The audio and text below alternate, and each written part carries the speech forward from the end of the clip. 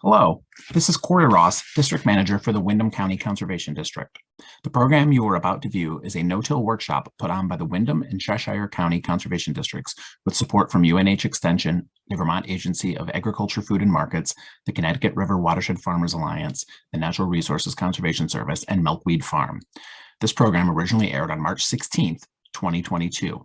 The recording started a couple of minutes late, so you'll be joining UNH Extension's Carl Majewski in progress as he explains principles of good soil health. This program was funded in part by a grant from the Vermont Agency of Agriculture, Food and Markets. If you are looking for support, you can contact the Windham Conservation District via email at windhamcountynrcd@gmail.com and the Cheshire County Conservation District at benee, BENEE, at cheshireconservation.org. For more information about Windham NRCD, please visit our website at www.windhamcountynrcd.org. For more information about Cheshire County Conservation District, please visit their website at cheshireconservation.org. Thank you and enjoy the program. Plants to grow and so our crop yields decline as a result. In addition to that, it's a pretty brittle environment. Plants can grow in it, but they're going to be much more at the mercy of the elements in that kind of environment. Every time it rains, the soil is going to be more apt to get waterlogged and stress the plants. Anytime you get a prolonged dry spell, the plants are going to be more apt to experience moisture stress from that. So it's just not a good situation. Now, with a healthy soil, it's kind of the opposite of that. For getting a healthier soil, what we're going to do is we're going to keep the surface protected for as much of the year as possible. We're going to provide some kind of cover on the soil surface, and we're going to reduce the amount that we till the soil. Maybe, move it minimally. When we do that, we've got that ground cover that's protecting the soil surface against erosion. And because we're not continually pulverizing the soil with equipment, we allow the structure to restore somewhat rather than being compacted and crusted. The soil is more apt to be aggregated, where soil particles are kind of glued together in these little clumps that keep the soil loose and crumbling. That structure allows air and water to move through the soil much more effectively. It allows plants to move their roots much deeper into the soil profile. That residue that we're providing from things like cover crops or other crop residues is supporting that microbial community. It's a good source of food for all the bacteria, billions of bacteria, fungi, and other microorganisms that exist in the soil. Those microorganisms are helping to keep diseases at bay. They're cycling nutrients, breaking down residues. So just the opposite of what we had in the previous scenario, we've now got this sort of loose, friable soil, something that what we call has good tilt, plenty of organic matter in it, does a great job of moving water, moving nutrients, storing nutrients, and it's a much better environment for plants to grow in. So our crops accordingly will respond to that, so they do well, and it's a much more resilient environment. It's not that plants in this kind of soil are totally immune to getting affected by flooding or droughts or things like that, but they're going to be able to handle those kinds of stresses much better than they would in the scenario before. So NRCS has boiled this down, this whole concept of soil health, into 4 principles that I think is really useful. We want to maximize soil. Is it just me, or is it my progressive lenses, or is that a little out of focus? It looks good. Okay, it's just me. All right. So we want to maximize soil cover, ideally with living roots for as much of the year as possible. We want to enhance plant diversity in there. So not just have one kind of plant growing in there. We want to have a variety of plants for as much as we can. And we want to minimize soil disturbance. Okay, it doesn't mean that we absolutely can't till, but we really don't. We really want to move away from the place where we're just killing it repeatedly and intensively year after year after year. Okay. There are a lot of ways of accomplishing these things, but I'm going to focus on just two: cover crops and no-till. I'm just going to give a really brief kind of overview of each one. This is a stand of triticale that was a cereal grain that was sown after silage corn was harvested. So this photo was taken in mid-November of last fall. Okay. And it's a pretty nice stand of vegetation. Okay. That growth, first and foremost, is doing an excellent job of preventing erosion. You've got that top growth that's absorbing the impact of rainfall. And you've got that vegetation that's slowing down any sort of surface water movement. So it's doing a good job of really minimizing the potential of runoff. Below the surface, you've got an extensive fibrous root system that's doing a really good job of keeping that soil in place. So first and foremost, this is keeping the soil on the field. But there's a lot more than that as well. The residue from this cover crop is eventually going to get returned back into the soil in some way. So we're adding biomass to the soil. We're adding active carbon to the soil. And that's beneficial because that active carbon is an important energy source for all of those microbes that I mentioned a little while ago. So we're supporting all of those soil microbes that provide countless additional benefits to us. At the end of the growing season, after your crops are harvested, there's still a lot of nutrients that are available in the soil, especially highly mobile nutrients like nitrogen. There's a lot of nitrates that might be lingering around. And if you leave the soil bare, those nutrients are apt to be lost from the field, either by leaching away or through runoff. By having something living here, you've got vegetation that's able to kind of scavenge up those nutrients. Okay. For the farmer, that provides a really good benefit. If you've looked at fertilizer prices today, you know that they're really, really expensive.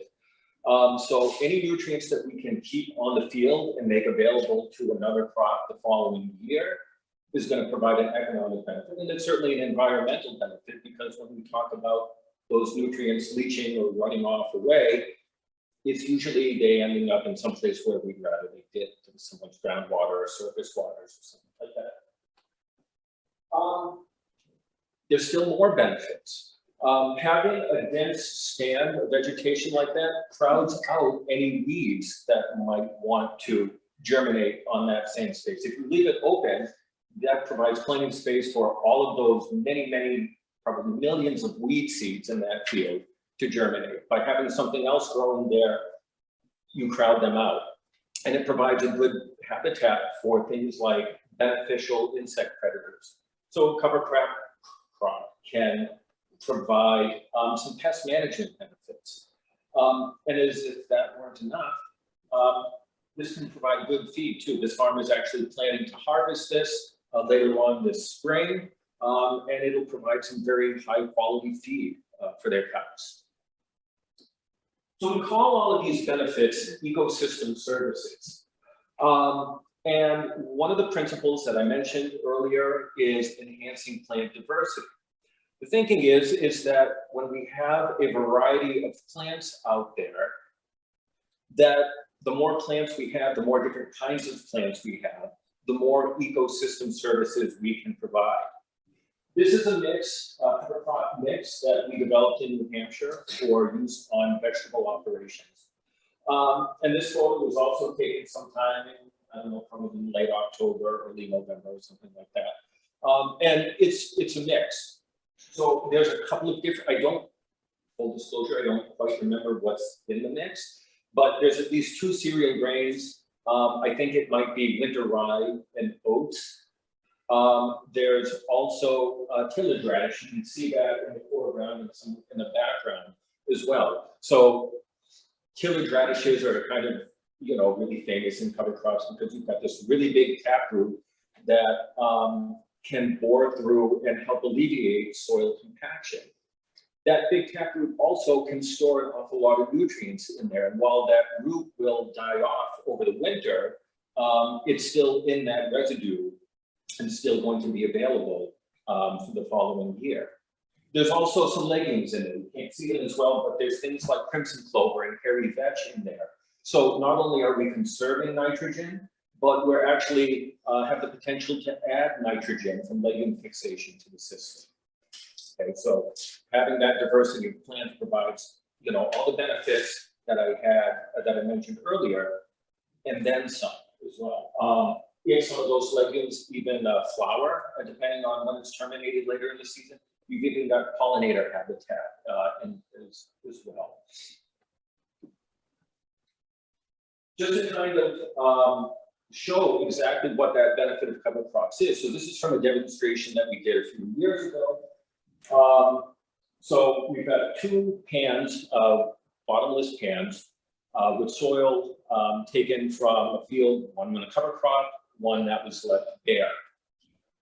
The trays on top are perforated, you fill them with water and it simulates rainfall.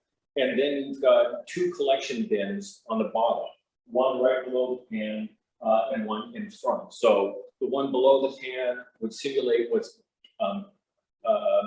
infiltrating through the soil profile. The one in front would represent what you're having in terms of runoff. And it's kind of at the bottom of the screen, so I don't know how easily you can see it, but the bin in front of the pan with the cover crop has only a fraction of the amount of runoff as the one from the bare field in there, okay? What's more is that the water in that field from the bare field that's runoff is far from crystal clear. Okay? That water right there, if you were to let that set up, would probably have a surprising amount of soil and other particulates in it, probably a lot of organic matter, and probably have a lot of nutrients dissolved in it as well. So this really just kind of shows just how much benefit those cover crops can provide. Just a couple of pointers or general recommendations. There are a lot of cover crop species that are available to farmers nationwide. If you look at any guide, any publication on that, there'll be dozens of different grains and cereals and summer annuals and brassicas and everything like that. And while a mix is good, it's not necessarily efficient to just kind of throw everything at it. Put together a mix, but think about what it is that you want to accomplish. If you're a dairy farm and you're harvesting corn later in the season and you just want to have something that's going to scavenge up those residual nutrients from manure, maybe having a couple of small grains in there will do a pretty good job. If you're a vegetable producer and you want to have that nitrogen benefit, adding legumes to the system is a really good idea, or your brassicas, or which of those ecosystem services you want to focus on the most. The one thing that's most important that will give you the most benefit with your cover crops is establishing them on time. The chart that I've got there is from a publication from UVM from some years ago. And basically, it's showing, as time goes on, that after the first week of September, that the amount of biomass and the amount of soil cover you get declines the later you go in the season. And once you start getting into like the last week of October, it really takes a sharp decline. And you can probably see that, yourself, that there'll be fields that have been sown to winter rye, maybe sometime, after Columbus Day or something like that. And sure, it germinates. You can see these little green spikes that are coming up. but you see an awful lot of bare soil in between those shoots. It's not that lush green cover that we want to provide that adequate protection. The other thing, and I'll talk a little bit more about this, is that you want to make sure that you've got a plan in place to terminate those cover crops, either by winter killing or physically crimping them or spraying them, so that last fall's cover crops don't become this year's weeds. Okay. All right, moving on to no-till. So this is a corn field. So I work a lot with dairy and forage crops, so that's why so many of my photos are focusing on field corn and things like that. But so this is a cornfield that was planted into a stand of winter rye. So again, that winter rye was left in place rather than tilled in and the field plowed and everything like that. So right after corn planting, those seedlings that are coming up are pretty small. So there's, again, a lot of space either between your corn rows and even within the row. And so for a while, that corn, that cornfield has a lot of exposed unprotected soil. That stand of rye being left in place is doing a really nice job of protecting that soil surface. That rye basically becomes a mulch. Because we're not disturbing the soil, we're allowing the soil to kind of restore its structure. Rather than depleting organic matter, we're conserving it, or maybe even adding to it just a little bit by adding some of those residues to the soil over time. We're protecting our pest predator populations out there. And because we restored the structure, we've got better air and water movement. It's just a better environment for the plants to grow in. This is basically showing a diagram showing the same thing, just maybe showing a little bit more what's going on below the surface. So on the left, you've got good soil structure, something that you would get over time with cover crops. Where it's this loose, porous, root zone that allows roots to penetrate deep, versus the compacted soil on the right, where you've got the crusted surface, you've got restricted, compacted layers, fairly shallow, and even that looser layer is still pretty compact. Showing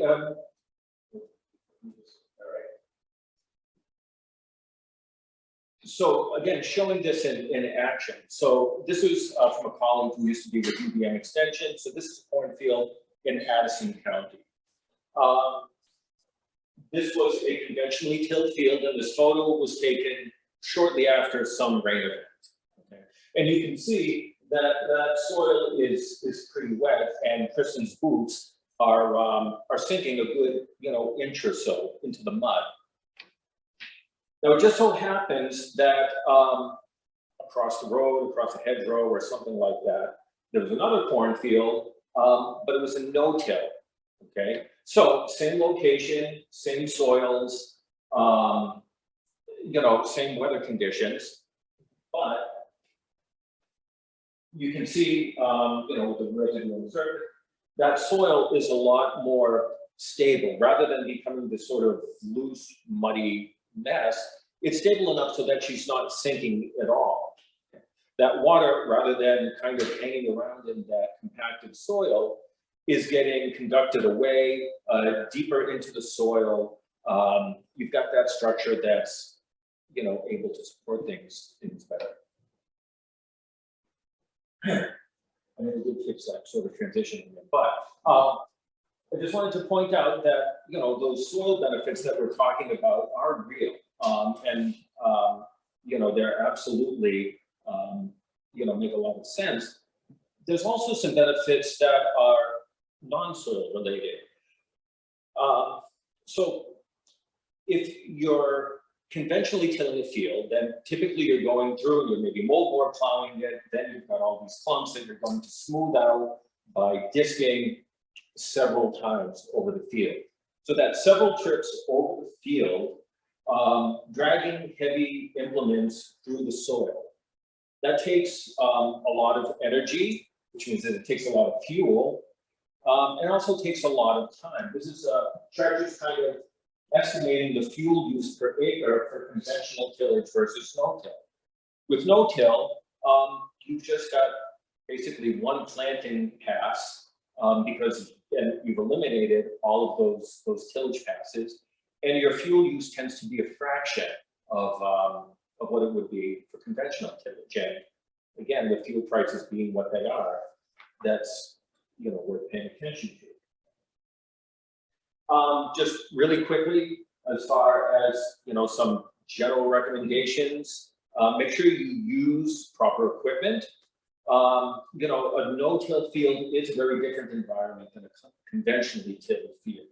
And if you just try and say, all right, I'm just not going to till and then use everything else the same way, you're not going to get good results. That doesn't mean that you have to go out and purchase a whole new planter or seed drill. Even if you do, there's, for one thing, there's equipment that's available for rent, of course, but farms can also convert things like their corn planter for a much lower cost than it would be to purchase a whole new piece of equipment. And maybe that NRCS, or that there may be other options for cost sharing as well. You do want to find an effective way to terminate those cover crops, either by using something like a roller crimper that basically kinks the vascular tissue in those plants and kills it that way, the use of a herbicide or something. When you're starting out, I advise people to not, just kind of dabble in it by going on your worst fields that you feel like you can get away with. Make an honest effort and use it on your good fields, just so you can kind of, see the whole benefit.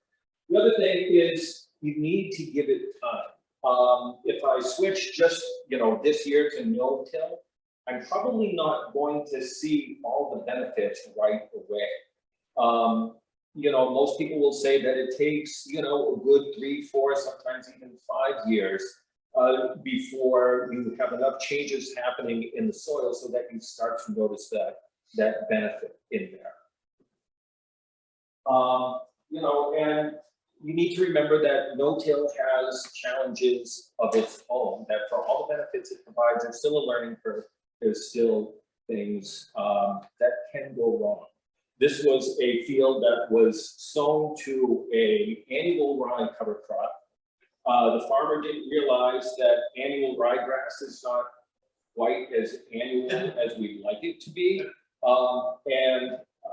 It kept growing. And while he sprayed the field, the herbicide wasn't adequate. So, by mid-June, when this photo was taken, the cover crop was kind of,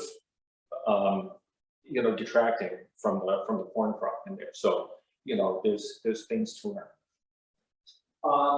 All right, I just want to take 2 minutes to just talk about the work that UNH Extension has done kind of in this area.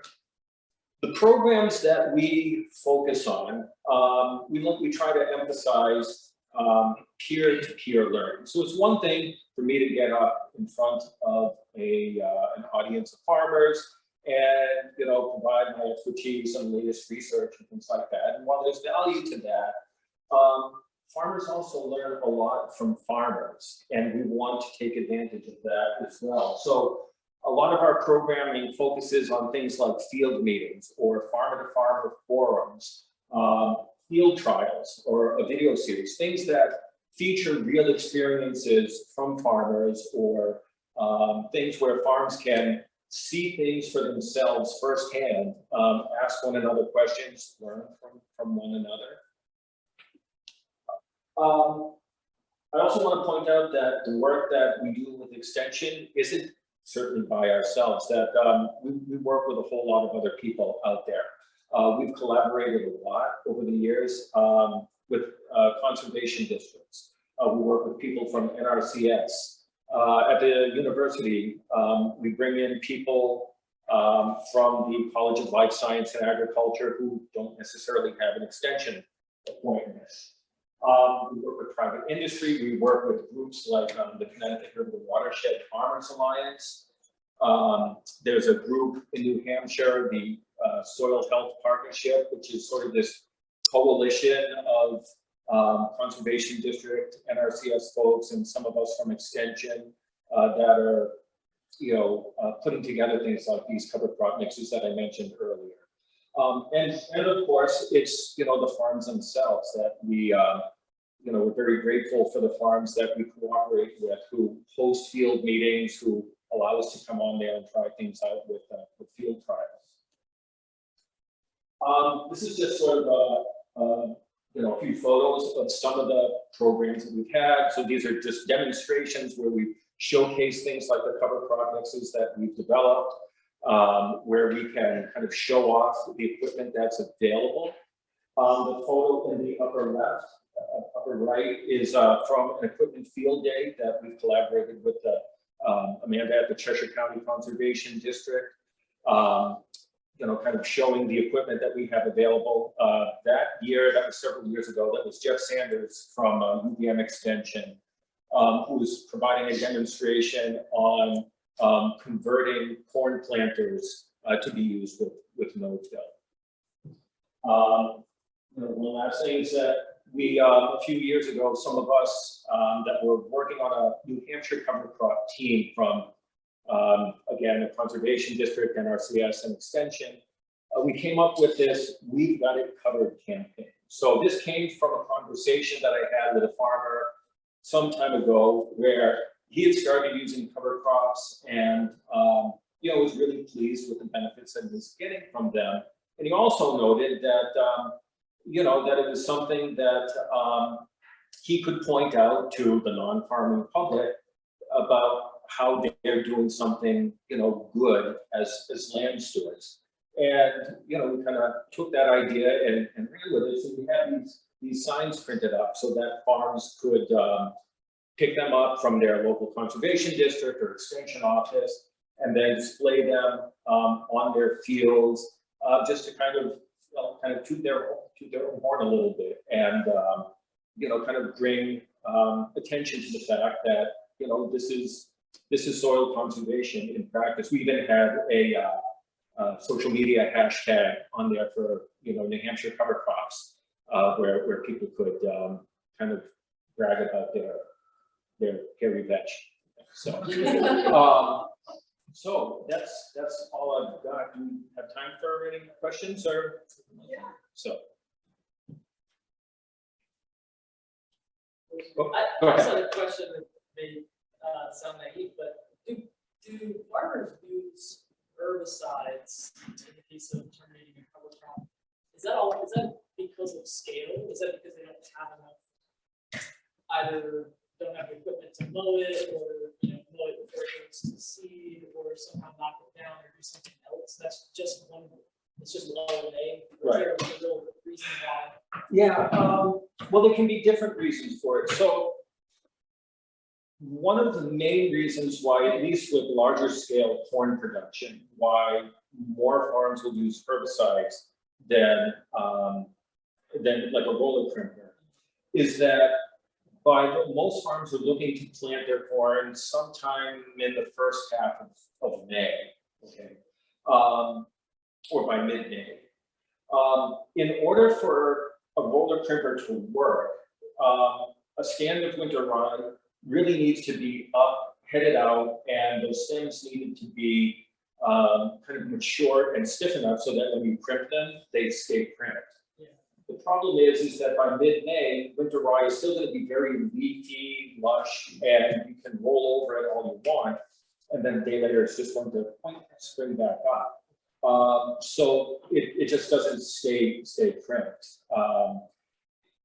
Farms do have the option of growing shorter season corn, so that they could plant a little bit later, but you do run into those shorter maturity hybrids yield less. So farms that are with limited land say, this is what I need in my feed inventory, so this is the tonnage that I need to get, it's kind of tricky to make that compromise sometimes.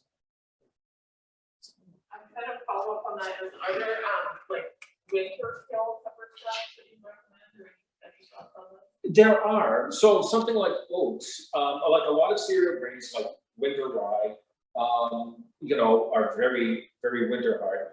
Oats do great in cool weather, but they don't tolerate freezes, so they will die off.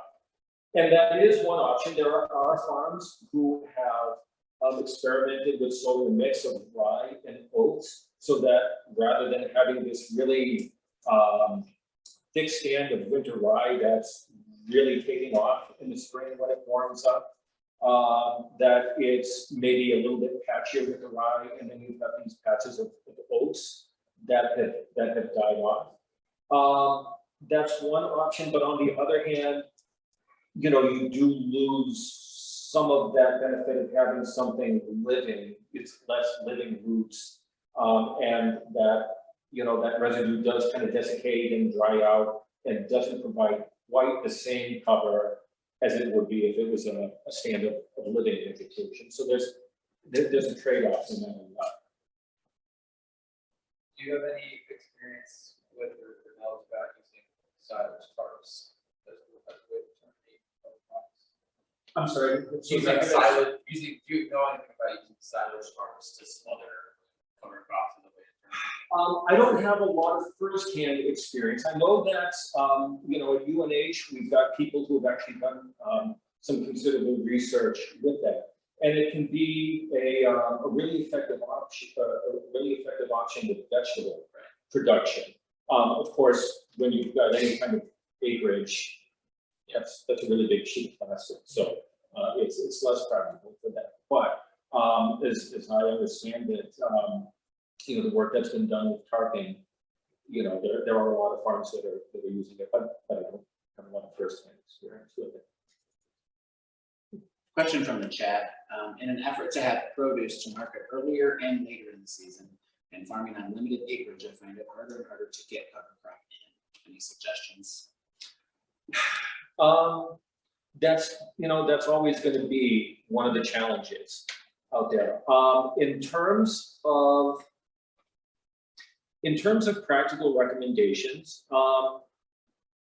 and I'm less experienced with vegetable production, but some of the things that I've seen, there may be opportunities to kind of interseed cover crops within your rows. So you might have some crops that are growing, and if later on in the summer you can scratch in some cover crops, they won't really put in a whole lot of growth towards the end of the season, and your crops are big enough so that they're not going to suffer from the competition.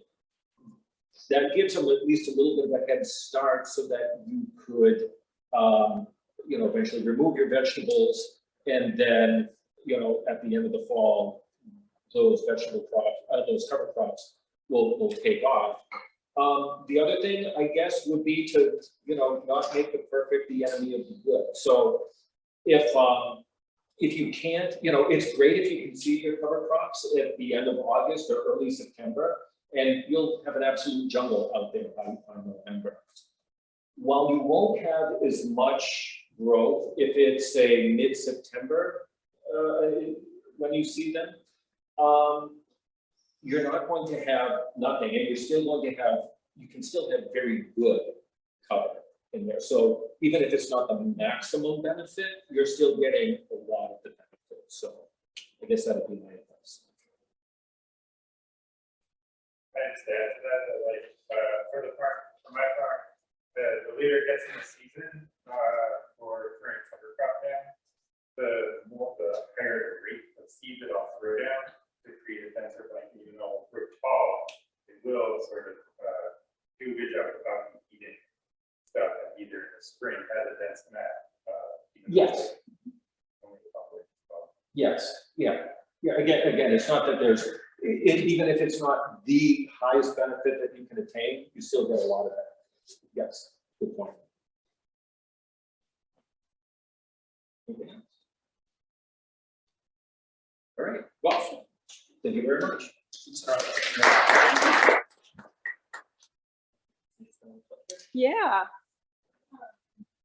I'm very excited to get started. I've got a few important details. Like, hi, everyone. I'm the agricultural water specialist for Windham County Natural Resources Conservation District.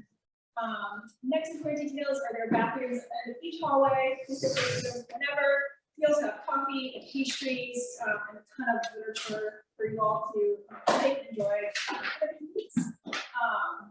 So yes, next up we have Jonah from Milkweed Farm, and they are a vegetable farm here in Vermont, and they basically purchased their own land, so it's super exciting. So I think Jonah's probably be able to touch on more of those vegetable farming cover crop questions.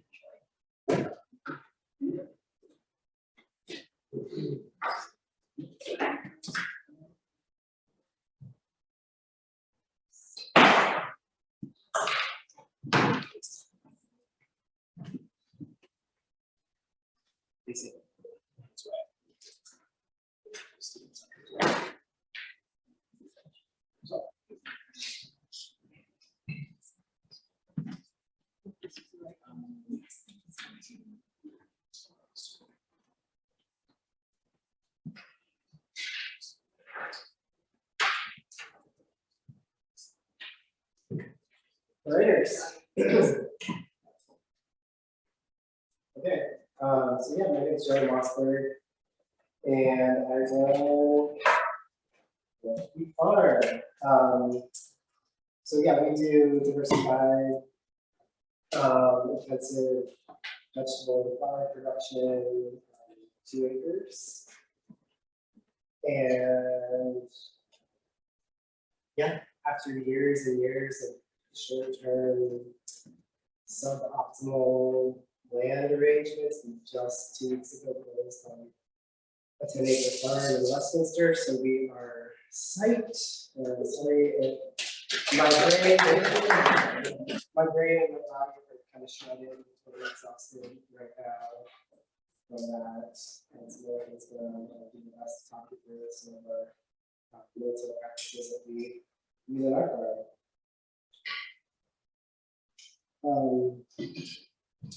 Yeah, so I've been working on farms since I was 19. I'm in my late 30s now.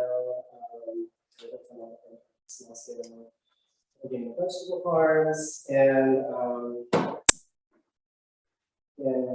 worked for a couple seasons with Brian and Johnson back on the farm, and they're in northeastern Connecticut. Their farm, that's where I live actually. So their farm is about 5 miles from my parents' house, and Brian and Anita, when I worked with them, they were just kind of making the shift from traditional tillage practices to really committing to no-till.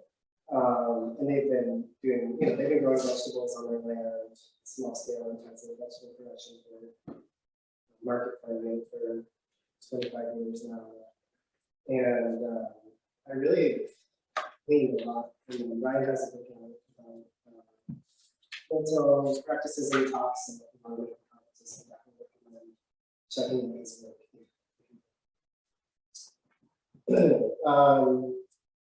So they were kind of an inspiration, and I know I'm definitely not an expert like at no-till, but I talked about something we do, and to learn more from too.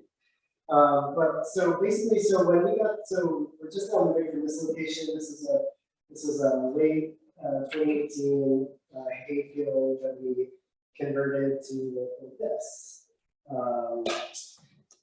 So we have been farming on this location for the past 3 seasons. We're just now moving all of our greenhouses and all of our things to our new spot in Westminster.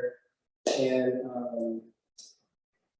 I kind of got into no-till, like I was learning from this method before, but on my own farm, I started to really see some of the no-till practices first in our food process, actually, kind of a very controlled environment, kind of hard to maneuver equipment into anyways. We were laying down just copious amounts of compost in there, noticing that we weren't very many weeds, and said, forget it, we're not going to till in here anymore. It doesn't seem necessary. We would occasionally run a broad fork through. It wasn't there's no rain in high tunnels, so you don't really have to worry about compaction and rainfall. So high tunnels were kind of one of the first places that here's another high tunnel shot. Another place where we started to use Notill, and because we weren't really seeing weed pressure, we weren't needing to plant tomatoes and berries in our high tunnels into plastic or fabric or anything. We were able to do some really kind of interesting intercropping. I think in this one you can see some cilantro and basil intercropped with the high tunnel tomatoes, and then later in the season. Actually, I think there may be some carrots. I think there were some carrots in that next too. But yeah, this is kind of what we'd see in our high tunnels. We'd be putting down the same compost and wood chips and just seeing the greens and seeing a lot of weed pressure. So we thought, that's kind of interesting. Where else can we do that in the farm? Here's another picture of one of our caterpillar tunnels where we're able to we don't till in these tunnels, and we're able to just really plant very intensively, very close together. So you can see what you said. It's like early season. These are like I think they're called sugar yam, the short sweet peas. They don't really have to try us. Bok choy and early season carrots. And previous to that, I think the season before that we had eggplants and tomatoes in the house. And those I think were actually planted into landscape fabric. And all we did was left out there, pulled out the plants at the end of the season, left the fabric down, pulled it up in the spring, and seeded it until we can transplant it.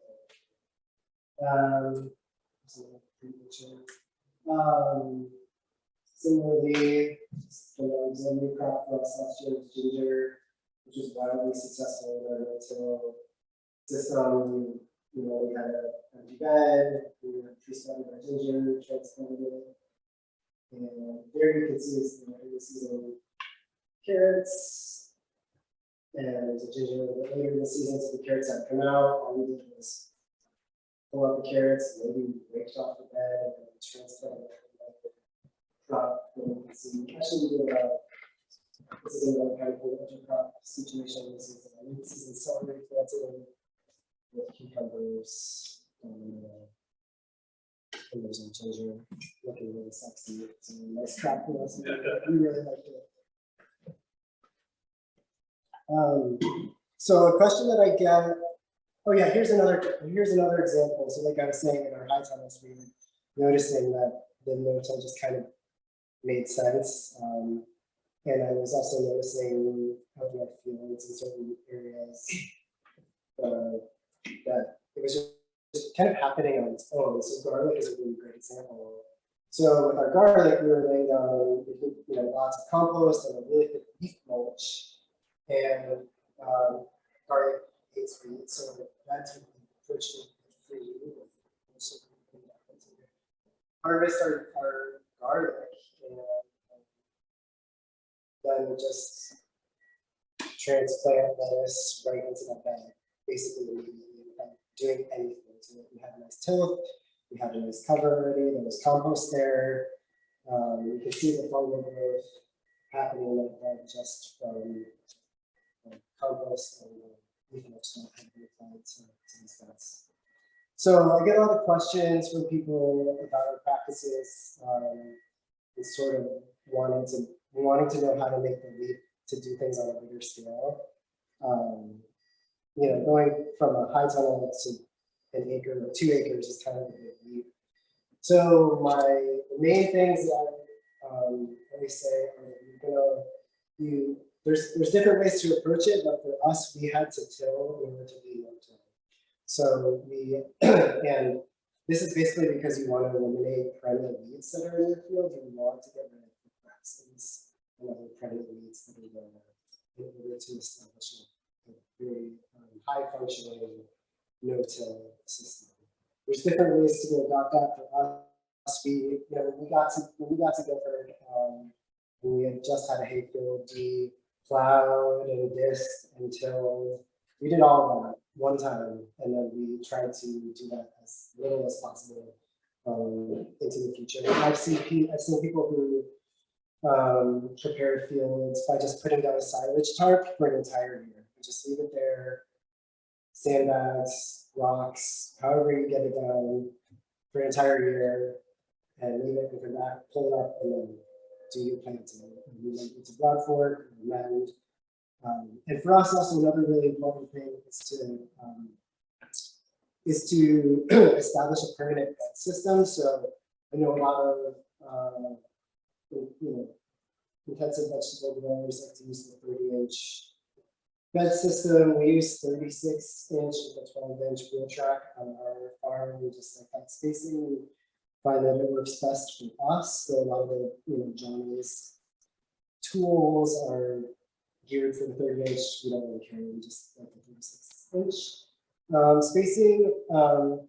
So establishing your permanent bedding system is important, and that's just like also for standards. It's for equipment and for standardization of your field layout. It's going to be easier when you go to like think about how many transplants you need and ordering seeds, field planning in general.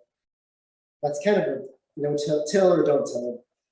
I would recommend just trying to standardize whatever bed lengths and bed spacing you're working with. What else do I want to say? Other basic no-till principles, kind of like what Carl was talking about. We try to always keep our beds covered as much as possible. Try to keep our soil covered, whether that's with silage tarps or mulch that we're applying, chopped straw, or chopped beef, or wood chip that we're applying, or compost. We try to keep our beds covered as much as possible. But we are very much people-powered and human-scaled. The tools that we use are to prepare beds are this way. We might run a broad fork through a bed if we need to, if we feel like the tilth isn't quite there, just to kind of create the soil. We have a tilther, which we bought from Johnny's, which is a Howlett design tool, which if we're laying down mineral amendments, we'll spread the amendments on the bed. It's powered by a drill, so it's kind of cool to to it. And it doesn't really till, it sort of just incorporate the mineral amendments just ever so slightly into the surface of the soil. But we don't use that all the time. We kind of try to avoid using it, but it's not us doing it. And then this piece right here was a new purchase for us, BCS Compost Spreader, which for us was like a game changer. We used to haul compost around, spreading compost everywhere by wheelbarrow on every single bed, and it just was breaking our backs.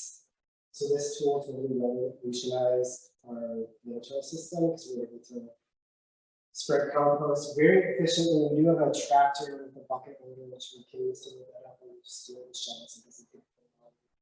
And so this thing just runs over our 36-inch beds. We have axle extensions on our BCS, so we're using the wheel tracks and never driving. I think I have a little video here of it. Let's see how this works. This might have been its maiden voyage event. I was really excited about it. So that's kind of how it goes. And this, what I was doing, this is last spring, actually, we just got that. And I was actually applying compost on top of the winter kill. Very thick stand of winter kill OEP. So we kind of talked about winter kill cover crops. And we use a lot of oats and peas after our sort of like, some of our mid-season crops. Once they're all done, we get thick stand of oat peas and just let it winter kill. And the compost done in the spring and just plant it into it. Kind of creates this cool mat. It's like mulch in itself. And for us, it's just working smarter, not harder. We're not hauling in mulch that we're putting down. We're just throwing down compost and planting them into it. So this is what this field looked like as we were amending it. And this is what this field looked. Oops. This is what that field looked like. A month and a half later, after we planted really spring brassicas. And you can even see, actually, some of the peas didn't quite kill. winter kill. They were actually ended up being winter crops with some of our grassy fields. We kind of like that. We didn't mind. We weren't doing any harm or damage, and we just kind of do your thing. Let's see.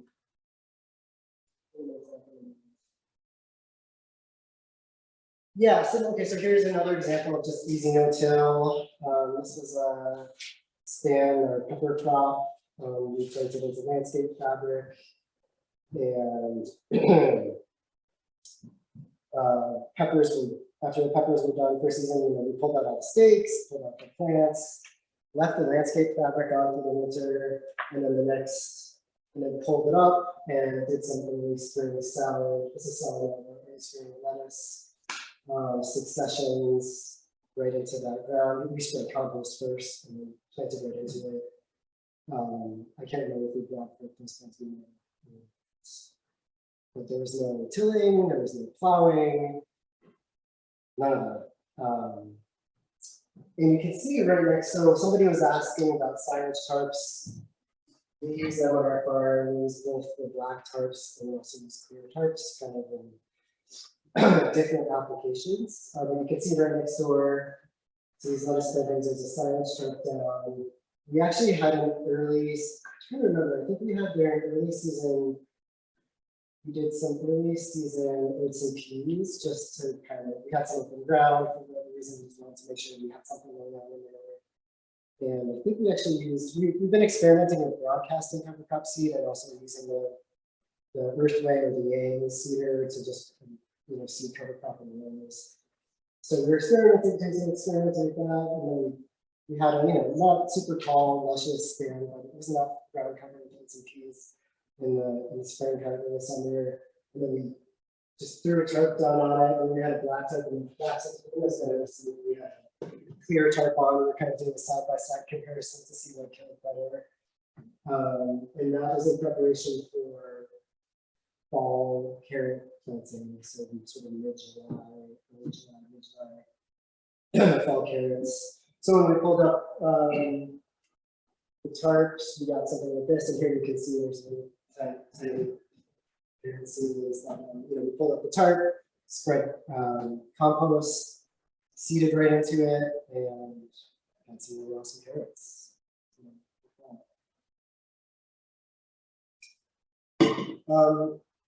Yeah, so the no-till for us allows us to, especially if you have a tarp down over the winter, or if you have a couple, like I was mentioning, oats and peas, it really just allows us to get into our fields a lot earlier, which is cool. Last year, I can't remember what planting date, we had one of our earliest plantings of peas, we pre-sprouted them, and then next year with the seed them, we actually dropped them in my hand because they were pre-sprouted. My hand super early, and had spinach, which are planting, you can see the little spinach babies there coming up, a couple weeks later. There's our the pea crop with our spinach right next to it, very few weeds. Just total emotions. There's a little pea crop. Just some more pictures. Here's our no-till onion patch. Alliums, as we know, don't love weed competition, so they thrive in this system.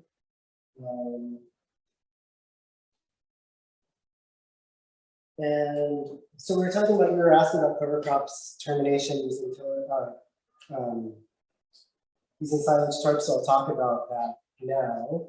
So last year we did a really cool experiment, which we've been reading about and hearing about from other growers, using winter rye, crimping it, tarping it, and then planting into it. So I'll show you pictures which take you through the whole thing. But basically what we did was we had a late season, but not too late, normally late season broadcast of winter rye, and then upon flowering next spring, I think it was the dates over here. So it was late May, early June that the rye was flowering. So it was time to crimp it. So this is myself and our trusty employee Laura with our really advanced no-till crimping technology, which is just a T-post with a rope on either sides, and then, you know, working together, we just kind of crimped the rye, just kind of smushed it down together. It's quite it's quite an athletic activity, so we'll probably try to think about something a little bit more high technology in the future, but because we were covering quite a bit of area, it's kind of so we crimped it, and then put a silage tarp on top of it immediately, and we had the tarp on for about a month, and this we're preparing this space for our fall brassica plantings. So we pulled out the tarp, and look at this beautiful straw mulch right on top of it. We have to bring in mulch. We have to shut wheelbarrows with chips or straw or chopped leaf that we have in the past. And here you can see some that's the leftovers of cabbages. Good as the mulch. Here we are. Really good. So this, we're really excited about this. We want to try to do this on these are different cover crops, do this on a larger scale. I highly recommend it. Here's another photo.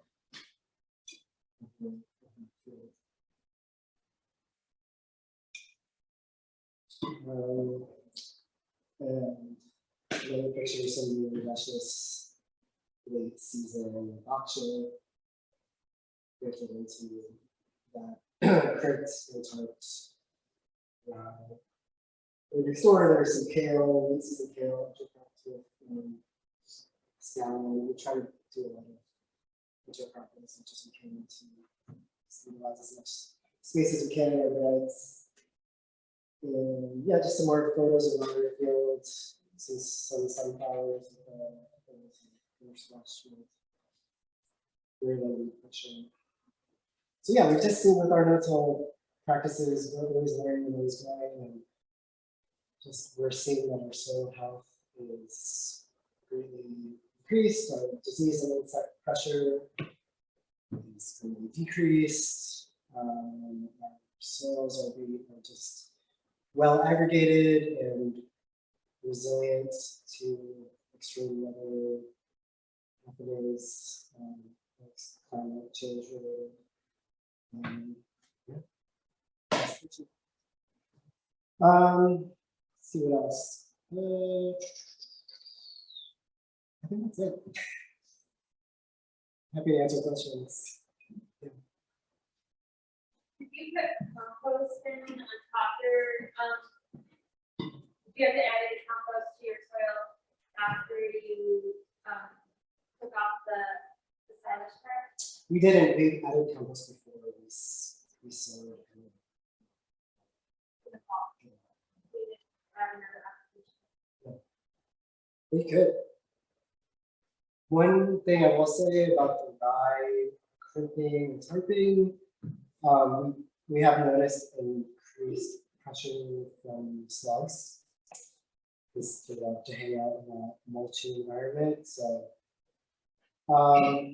our basic strategy for that was just like throwing diatomaceous earth everywhere, but that's not really a long-term sustainable strategy. So we're trying to think about other ways to deal with that.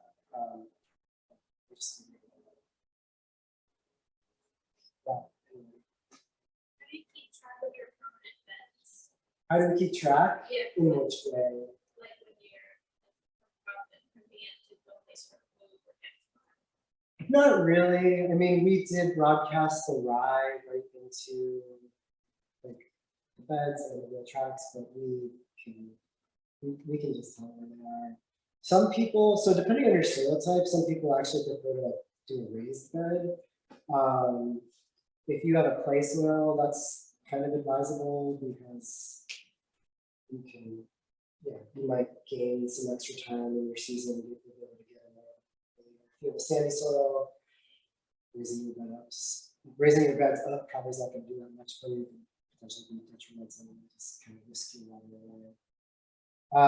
So if you have a raised bed, it's really easy to see where your wheel tracks are. But we don't worry too much about that. That was a track.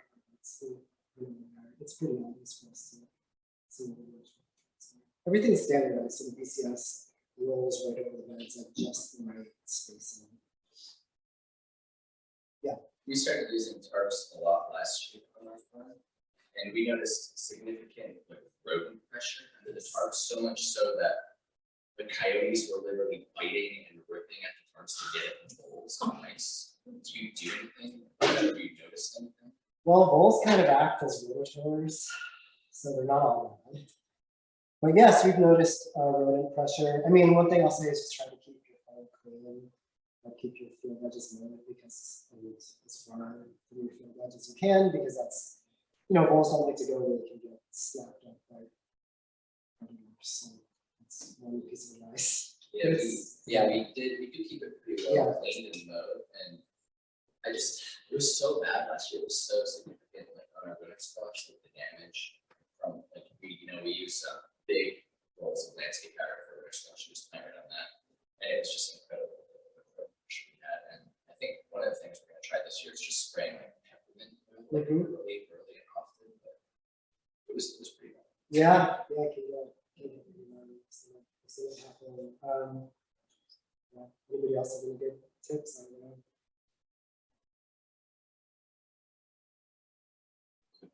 Yeah, how do you actually pre-sprout your peas? What's the process? Oh, just some yeah, so they just overnight or just start to show their little tails. It's a great way to get early season kicked off. There's a question from the chat. I often till in crops when weeds are out of hand. How do you deal with that in the no-till system? Tarp them. Put a tarp down. Okay. Yeah, put a silage tarp down, black tarp. Leave it there for a long time. What'll happen is a process called occultation, where your weeds underneath that tarp, there's heat and moisture, so they'll grow and germinate, but then they can't photosynthesize, so they'll just die. If you leave it on it for long enough, they will die. Weed seeds on the surface will burn up.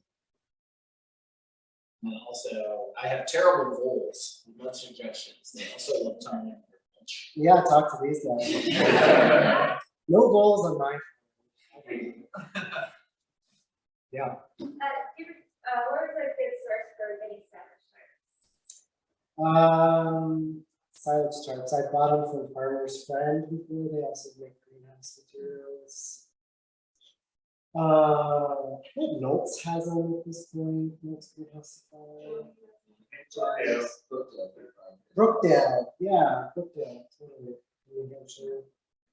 I will also say, so there's a place for the black tarps, and as somebody who I don't really believe in plastic, and I want to reduce our plastic usage in general, and I also feel like, okay, is the plastic leaching new things into the fields? No, I haven't seen any long-term studies about it.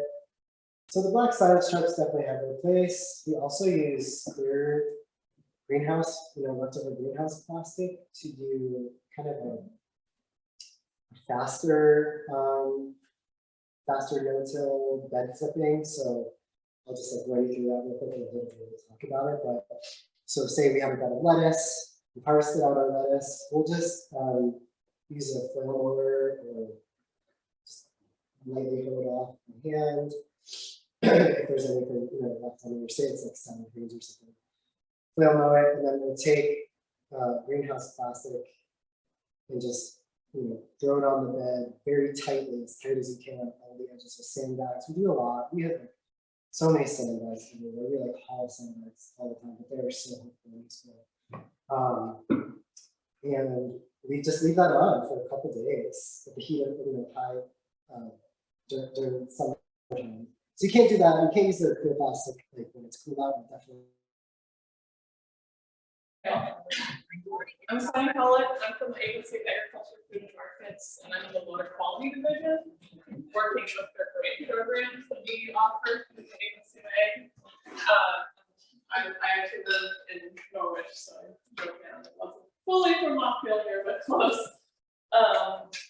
And, yeah, I think it's a number of funding opportunities for farms. I just put this slide on, there's a bunch of different ways to hear about them if you want to stay up to date. I do have over there, if you're not subscribed to AgriView, that's probably the best place I recommend. It's free for any farmer in Vermont. So if you're not on their list, you can fill this postcard out and send them in, they'll have you, but there's information, and I mean, it's basically propaganda, but there's also a lot of, you know, reminders of upcoming deadlines and the, you know, maybe new programs we're rolling out. So it is really good. I highly recommend. And then they're also all over all the social medias trying to get word out there. They were talking about making TikTok, and we'll hopefully do it, but you know, they're trying to get the word out about what we've got. The best place though to look is on our website. So agriculture.vermont.gov is the general website for the Agency of Agriculture. And if you're looking for funding opportunities with one of the headers, that's across the whole, all the divisions. So the water quality division does like conservation program, financial assistance, and then there's also an agricultural development division. And they do, they have grant opportunities more for like, you know, improving your business, improving your, you know, bottom line type of thing. But the water quality division, which is where I'm from, we have our own assistance program piece as well. And I do have this sheet over there as well. It says 1920s, but all of the programs more or less are annual, so it's not too out of date yet. So I would take a look at the different programs we have there. And then once you click on these links to navigate, these are the water quality specific programs. I'm only going to talk about a few today with the focus on no-till, but just know that there are more out there. So, you know, there's quite a few there.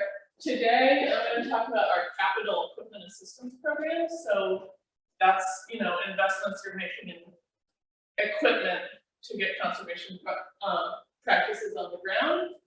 And then farm agronomic practice is just like flat rate payments for installing practices, kind of similar to EQIP through NRCS. And then one I'll quickly touch on just because I have developed it and it's new, is the Vermont Paper Phosphorus program. We're rolling out our first year this year, so it's currently closed for applications, but it's interesting, it's new, it's innovative, so I'll talk momentarily about that. And I do also want to shout out to our partners, the Vermont Housing and Conservation Board, who also have some really great water quality related grant opportunities. They have a little fewer restrictions, I'd say, than what we have too, so they can be a little more flexible in what they choose to fund.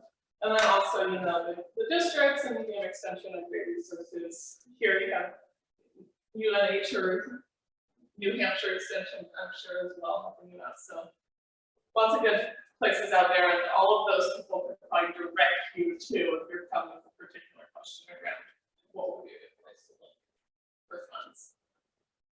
Yeah, and then there's a whole bunch more that the agency as a whole runs as well. So the Capital Equipment Assistance Program, otherwise known as CEAP, that's what we call it, is 90% cost share on equipment, which is huge. That's relatively unprecedented in the region as far as I know. I know NRCS can't fund equipment the same way we can. So like this really, really cool program that's been set up. And the payment caps vary depending on the type of equipment you're looking at. They're generally in the range of $10,000 to $40,000 as a cap, but again, it's 90% cost share. It is a very competitive program, is my guess. So bear that in mind. I will say that generally speaking, especially if you don't have a lot of land that you're managing yourself, applying for equipment to be shared among farmers or like collaborative equipment tends to be something that the agency has supported in the past.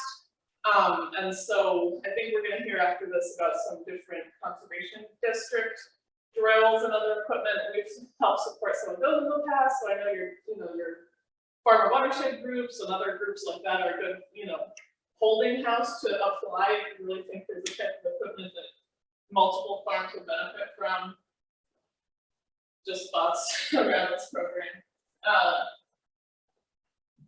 We generally open applications around September of every year, and then do granting over fall and winter, and then ask farmers to be purchasing the equipment the following year. So it's not currently open, but I keep an eye out come September, November, for this program to come around again. And it does fund mineral and silage management equipment, conservation tillage, like we've been talking about today, cover crop equipment, and then precision ag. And there's a new category called innovative field improvement equipment, which is essentially like, this has a water quality benefit, but it didn't fit in all the other categories we saw on the sheet, so we're going to apply to this category. And we do a very serious ranking review. Basically, this is one of our more paperwork intensive programs. It's not that bad. It's just like a form, a narrative explaining why you want it, and quotes, and then you have the option to submit letters of support from maybe your district rep or maybe someone else, indicating why that would be a benefit for your farm. And I have this on here, and I actually threw a couple more photos in because I thought it might be interesting to you all. This is a profile we've put out about one recipient last year, where like we have projects all over the board generally. Like many things, we've funded larger farms for cover crop to get the lower acres and what they're possible for water quality benefits. So we did just last year funded what I thought was a really cool project. So we did a profile on it for a no-till water wheel transplanter attachment. And so this farm had an existing transplanter. I admit I don't really know what I'm talking about, but they had this existing equipment, and they just needed like one extra piece to add on to make it no-till. So they applied to us for those funds and were awarded. And yeah, you can read about it, but it's essentially assisting them to plant into their no-till cropping system. And this is a 7-acre farm in Addison County, and I think they were starting with squashes, but they were talking about experimenting with other things once they got it on. So that's the equipment on the left, or that's the piece that no-till add-on the left, still on the pallet.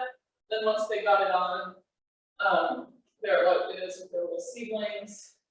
I don't know if you can see that. They're planting it at night, and they've got 2 people in the back, I think, dropping the seedlings into the little slot it's making in the ground.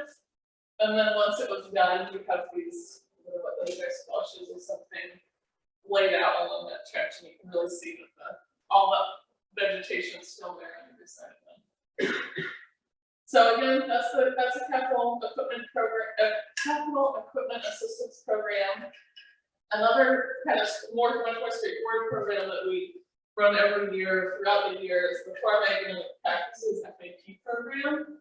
So this is kind of like the state-run equivalent to EQIP. I think people are going to talk more about EQIP. EQIP tends to pay more per acre for each practice. So if you're able to get an EQIP contract, we always recommend to go there first.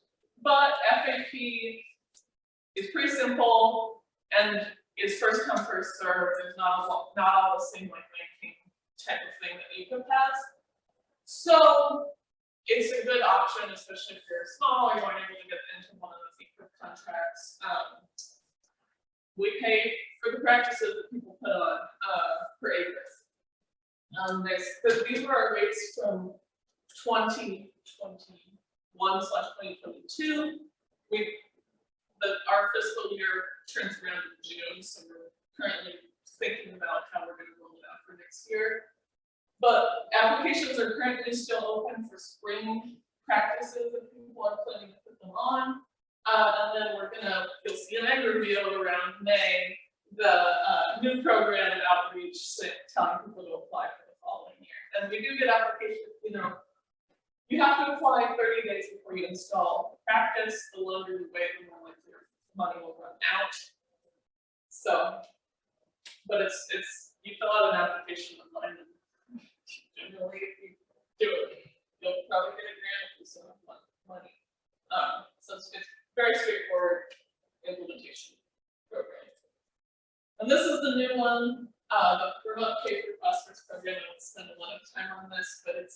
it's essentially modeled performance-based payments coming out of the idea in the state of Vermont that there should be more payment for ecosystem services type programs that are less practice-based and more performance-based.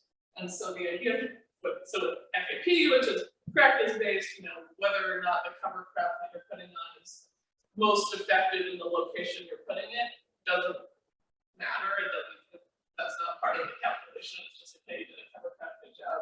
Here's money towards that implementation. This is, you know, you put your whole farm's data into a software program that says, oh, this cover crop did a really good job, so we get paid more here than if you put it this other place. So it's much more complex, and it's a whole farm program, but it is really interesting. And it's basically trying to model all of the different stacked practices that are happening in tandem, because we know that cover crop on their own and no-till on their own are not as good as if we do them together. And if we do them together, it might be better than, you know, just adding up their individual effects. So, you know, close for 2022, but something interesting for next year. And if you're a CSFO or bigger, work on updating your NRP. If you're an SFO or a small farm, I think that's less than 50 till acres.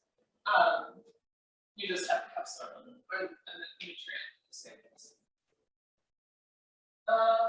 Yeah, our programs tend to be relatively straightforward. You tend to be able to read about it online and what you need on our webpage. Generally, that starts with an application form where you say what your farm is, where it is, and what you're trying to get funds for. And then for SEEP, it's a little more complex. And then once you're selected, then you receive emails probably from me saying, you know, you need to get into our system, fill out a W-9, and then sign the agreements. But I do not consider it terribly paperwork heavy. I am in my current job a bureaucrat, but I don't consider it that. It's really not. This is from last year. We've been putting a ton of money out, leveraging federal funds from our federal partners, and then also with the cost share. You know, really putting investments into water quality.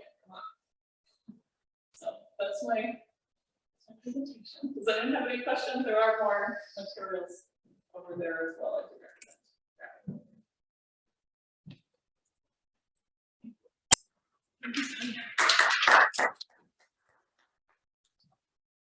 If you're from Vermont, I definitely recommend talking to her today, and get all the information you can. But if you go home and you're like, oh shoot, what was that website I was supposed to go to or whatever, you can reach out to us at the conservation district in Windham, or with New Hampshire. I'm not as familiar with the New Hampshire program, so I know there's a lot going on.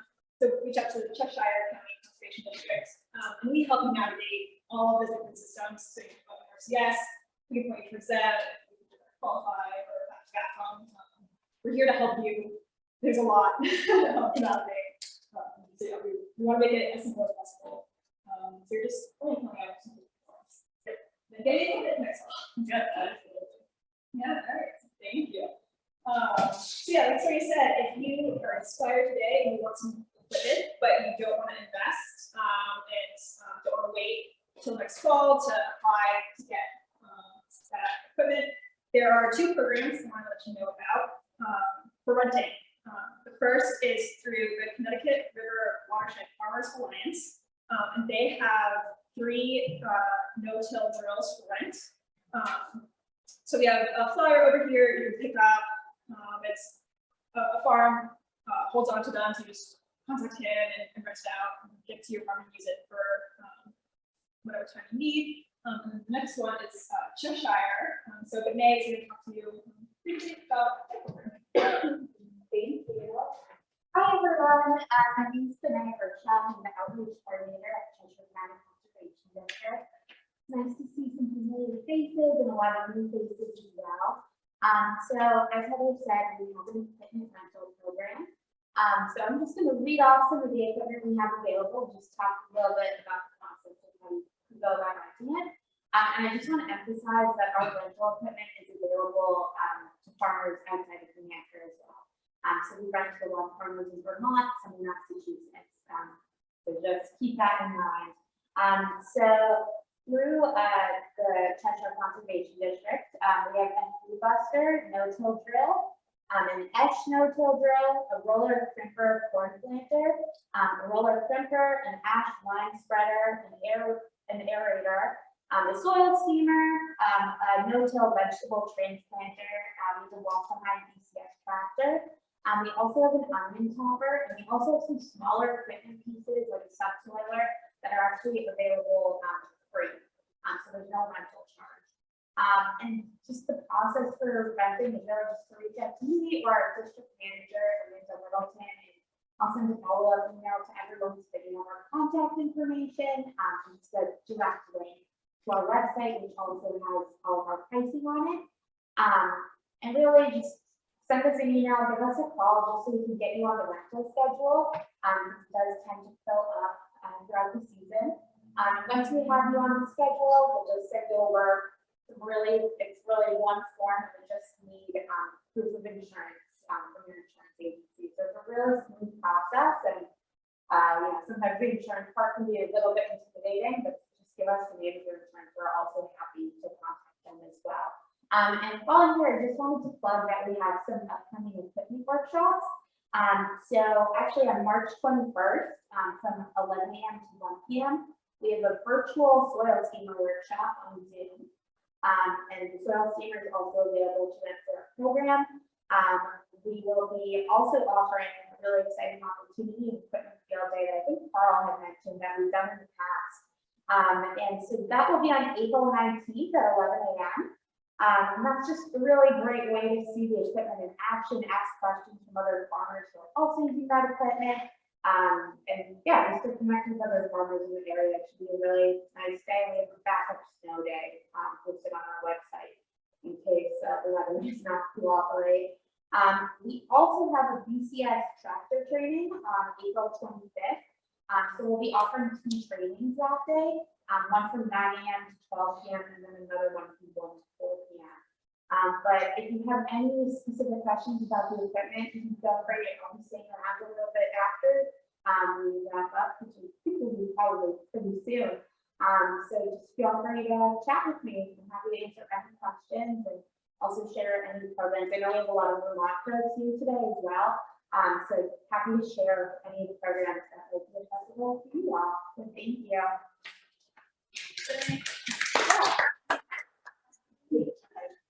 Yeah, we have a flyer for the equipment field day. I'm going to be there. I'm really excited to see it all in action. I think it'd be a nice follow-up to today. We saw some awesome photos of it, but to actually see it in person will be really helpful. So next up, unfortunately, our soil conservationist, Joshua Allen from NRCS, was unable to make it today, but Corey has graciously stepped in to just. You can say anything about Sierra with that here. Well, I'll just, with the Connecticut, with many things. I'm in the conservation district here in Windham County, but I'm also on the board for the Connecticut River Watershed Farmers Alliance that has 3 pieces of equipment also to rent. An Atchison, and have to look, a hay buster. And you know, the equipment rental rate on that is a little less if you're a member of the Connecticut River Watershed Farmers Alliance, but you don't have to be to rent it. It's just pay a little bit more money. But you're also taking on new members. If you want to join. Yes. Oh, she says I should tell you right. I'm Linda Forrest, organic dairy farmer up in Wading, Vermont.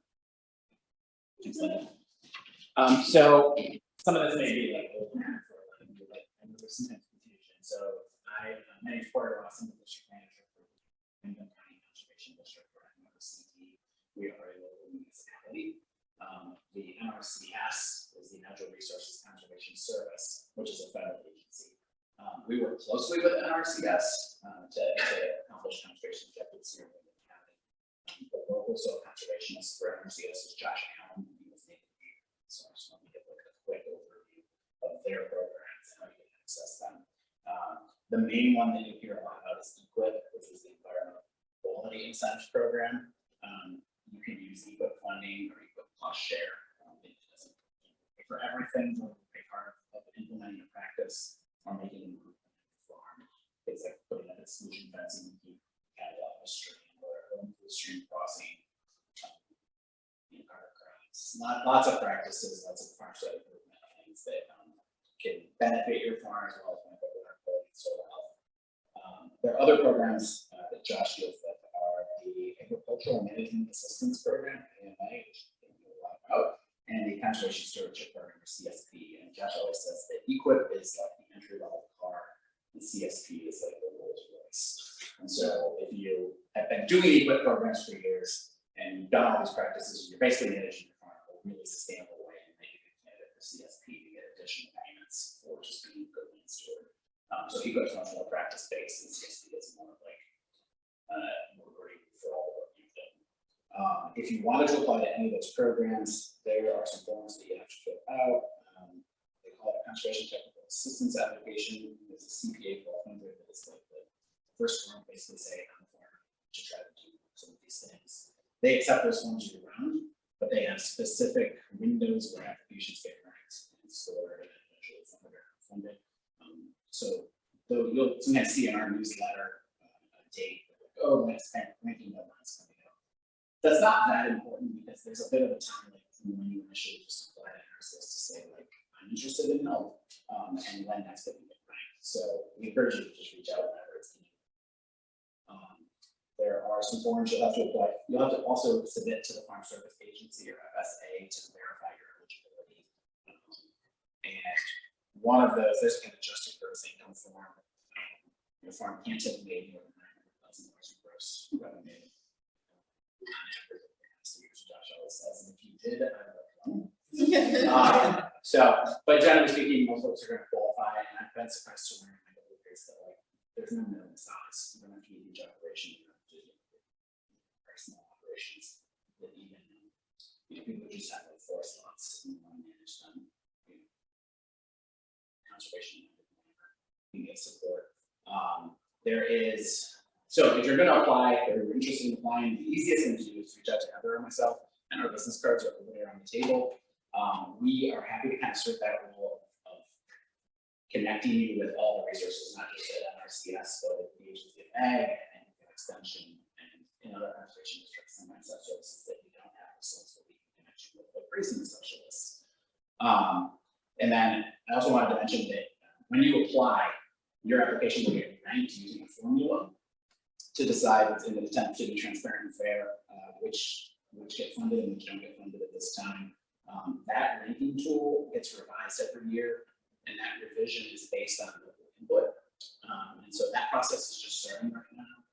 There'll be a group called the local working group that will form that will be kind of policymakers, people from the district, people from NRCS, Agency of Ag, Vermont Department of Environmental Conservation, and Extension, just in the field, that will meet and try to identify what are the most important natural resource concerns in our county, and what do we want to prioritize. So, for example, should all at some level encounter invasive species, the unique problem. So that's an area we want to emphasize in funding to say that like that might not be a huge issue for the parts of the state or country, but it's a big issue. Our local part of that process is gathering input from our community. They call this the local process. And so there will be a meeting next Friday, the 25th, right in this room from 12 to 2 to learn a little bit more about the local working group and also to give you an opportunity to provide input. We'll have that set up so that you can attend in person or via Zoom. And there will also be an online survey you can fill out. So even if you're not able to be here that day, you can still get a feedback about like, hey, what's important to you? Use what we kind of resources here. And we really want that to be a representative process. In the past, it hasn't always been. It's a major priority in NRCS to make it more inclusive because it's supposed to reflect the needs of the county. So that's coming up, and then the only thing on the list was shameless plug. The Conservation District does a plant sale every year, and we are currently taking orders right now. And pickup is May 7th. There are order forms over there on that table. You can also order on our website. Questions about any of that? Cool.